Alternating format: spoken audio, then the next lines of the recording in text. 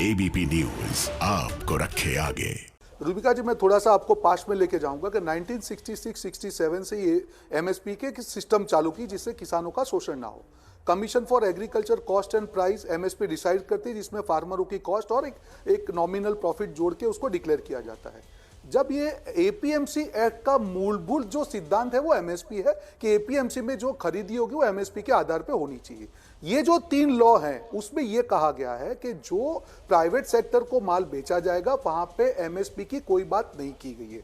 आज भी जो सिस्टम है रूबिका जी, हम सब मानते हैं कि आज की जो मंडी सिस्टम है वो परफेक्ट नहीं है, आज भी किसानों का शोषण हो रहा है। पर अगर आप छोटी मछलियों से बचाने की जगह पे उसकी जगह बड़ी मछलियों के सामने किसान को डाल देंगे, हमारा 86% किसान छोटा किसान है, तो उसका बाइंग पावर ही नहीं है, क्या होगा उसका? जहां पे आप एपीएमसी एक्ट को जो पूरा है आप एपीएमसी को वीक कर रहे हैं। ये सरकार क्या कर रही है, मुद्दे को जो है भटका रही है। आप जब प्राइवेट सेक्टर को ओपन करते हैं जहां पे आप एमएसपी का कहीं पे भी वो नहीं कर रहे हैं, उससे पहले कांग्रेस के दूसरे प्रवक्ता थे।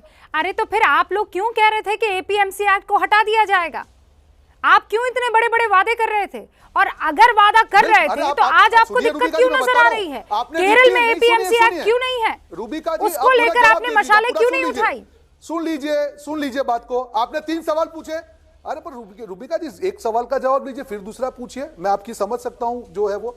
पहला आपने कहा एपीएमसी एक्ट को हटाया जाएगा, हमने कहा रिपील करेंगे और उसका जो सेक्शन 2 था उसमें कहा गया कि जो मंडियां हैं उसको हम किसान के पास लेके जाएंगे, क्योंकि किसान 35-40 किलोमीटर से लंबा नहीं जा सकता। और यहां प्रधानमंत्री क्या कहते हैं कि आप दूसरे राज्य में जाके बेचिए, और अगर दूसरे राज्य की बात होती तो उनके मध्य प्रदेश के सीएम, हरियाणा के यहाँ पे आपके जो अध्यक्ष बैठे हैं, ये क्यों कहा था उनके सीएम ने कि यहाँ पे कोई आएगा तो मैं जेल में डाल दूंगा, जब राजस्थान का किसान बाजरा बेचने? एक सेकंड, पहले धनखड़ साहब आप जवाब दे दीजिए और उसके बाद विवेक जी आपका रुख करते हैं। धनखड़ साहब, फेडरल स्ट्रक्चर तोड़ रहे हैं क्या आप? आरोप है विवेक गुप्ता का आप पर। नहीं रूबिका जी, देखिए इनको मैं देख रहा हूं, बाकी भी कई बहस करने वालों को देख रहा हूं। मैंने प्रारंभ में भी कहा था, जब दिल करे तब ये बात करने लगते हैं सेंटर की, तब बात करें जब करने लगते हैं स्टेट की। एमएसपी चाहिए तो सेंटर से चाहिए, खाद की सब्सिडी चाहिए तो सेंटर से चाहिए। तो ये जब डायरेक्ट किसान सम्मान निधि जा रही है तो उसमें ऐतराज क्यों है? क्योंकि बहुत सारे वक्ताओं को मैं देखता हूं कि दिल करता है वैसे खड़े हो जाते हैं।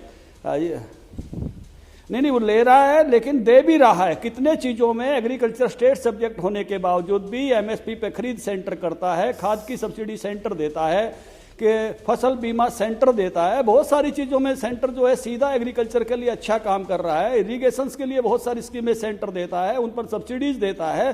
तो उस नाते से आप इसको सेंटर और स्टेट के विवाद में उलझाने की बजाय अपने किसानों को 2-2 हज़ार रुपये 3-3 महीने के बाद या 6 हज़ार रुपये जो है ये जाने देते तो ये आप अच्छी बात होती। ये कोई अच्छा बहाना नहीं है रोकने का। इसको स्टेट सब्जेक्ट के नाते से रोकें, बाकी सारे देश में जा रहा है तो आप बंगाल को अलग मत रखिए। बंगाल का किसान भी भारत का किसान है।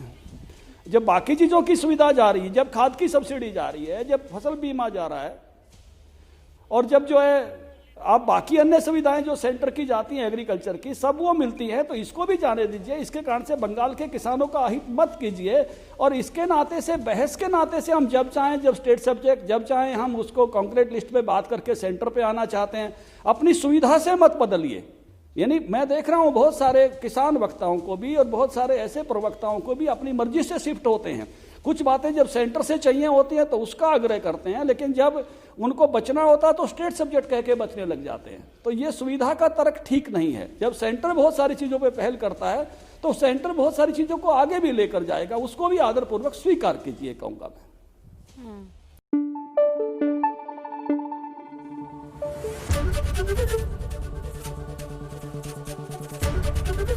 एबीपी न्यूज आपको रखे आगे।